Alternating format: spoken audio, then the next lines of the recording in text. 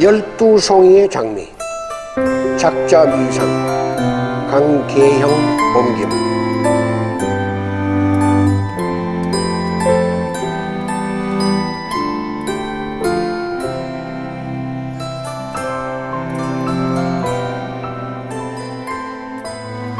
어린 보비 소녀는 눈 덮인 뒤뜰에 혼자 앉아 있었다. 보비는 부츠도 신고 있지 않았다. 부츠가 신고 싶었지만 부츠가 없었다. 그가 신고 있는 신발엔 구멍이 나 있었고 매서운 찬바람이 구멍 속으로 사정없이 들어왔다. 그는 1시간째 거기 앉아 있었다. 어머니에게 크리스마스 선물로 뭘 드릴까 궁리하고 있었다. 도대체 생각이 떠오르지 않았던 것이다. 설사 생각이 떠오른다 한들 돈이 있어야 말이지. 그는 천천히 고개를 가로지었다. 3년 전 아버지가 세상을 떠나신 후 5가족은 어렵게 살아왔다. 어머니가 자식들을 먹여 살리려고 있는 힘을 다했지만 집안 살림은 늘 넉넉하지 않았다. 어머니는 밤에도 나가 일했지만 보비와 누이들은 늘 배가 고팠다. 비록 배는 고팠지만 가족들은 사랑으로 똘똘 뭉쳐 있었다. 보비에게는 2 누나와 어린 누이 동생이 있었는데 그들은 어머니가 집을 비울 때면 집안 살림을 도맡아 했다. 그런데 누이들은 어머니를 위해 벌써 크리스마스 선물을 준비해 둔 것 같았다. 보비에게 그것은 불공정한 것처럼 보였다. 벌써 크리스마스 이브가 다가왔는데 보비에겐 아무것도 가진 것이 없었다. 볼을 타고 흐르는 눈물을 닦으며 보비는 뒤뜰에 쌓인 눈을 힘껏 걷어찼다. 그리고 가게들이 있는 큰 길로 무작정 걸어나갔다. 벌써 6살이 되었는데 아버지가 안 계시니 참 힘들었다. 특히 이야기할 상대가 없다는 것이 그를 더욱 슬프게 하였다. 보비는 크리스마스 장식이 잘 된 가게의 창문들을 들여다보았다. 너무나 아름답고 화려한 것이 그가 감히 들어갈 수 없는 가게들 같았다. 거리에는 벌써 어둠이 내리고 있었다.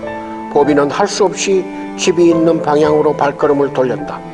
그때 그의 발 앞에 무언가 반짝이는 것이 보였다. 10센트짜리 은화였다. 보비는 그 순간 자신이 큰 부자가 된 느낌이 들었다. 새로 발견한 보물을 손에 든 순간 따뜻한 그 무엇이 전신을 감싸는 느낌이었다. 그는 즉시 그가 지나왔던 첫 번째 가게로 들어갔다. 하지만 점원이 10센트를 가지고는 아무것도 살 수 없다고 무표정하게 말하는 순간 온 몸에서 힘이 빠져나가는 느낌이었다. 보비는 발길을 돌려 그곳에서 멀지 않은 꽃가게로 들어갔다. 사람들이 줄을 서 있었으므로 그는 줄 맨 뒤에 섰다.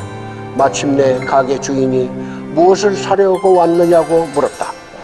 그때 보비는 10센트짜리 은화를 내보이며 어머니에게 크리스마스 선물로 드릴 꽃 한 송이를 살 수 있는지 작은 목소리로 물었다. 가게 주인은 보비와 그가 들고 있는 10센트짜리 은화를 물끄러미 바라보았다. 그러더니 그는 보비의 어깨 위에 부드럽게 손을 얹고 말했다. 여기 밖에서 잠깐 기다리렴. 내가 너를 위해 뭘 할 수 있는지 알아보고 올 동안. 밖에서 기다리고 있는 동안 그는 아름다운 꽃들을 바라보았다. 어머니와 누이들이 평소에 꽃을 좋아하는 것을 그는 잘 알고 있었다. 마지막 손님이 나가고 가게 문이 닫히는 소리가 들렸다. 보비는 갑자기 현실로 되돌아온 느낌이 들면서 알 수 없는 두려움이 찾아왔다. 그런데 갑자기 가게 주인이 푸른 잎과 싱싱한 줄기가 달린 12송이의 빨간 장미를 반짝이는 은색 종이에 곱게 싸서 들고 나왔다. 꽃값은 10센트란다 얘야. 가게 주인이 미소 띤 얼굴로 말했다. 보비는 손에 들고 있던 10센트를 천천히 가게 주인에게 건네주었다. 아, 이게 진짜일까? 10센트를 가지고는 아무것도 살 수 없다고 들었는데 마침 장미 12송이씩 한 대 묶어 10센트에 팔려고 했었단다. 마음에 드니? 가게 주인은 보비의 어깨를 부드럽게 안아주며 말했다. 자, 이 꽃을 어머니께 갖다 드려라. 메리 크리스마스.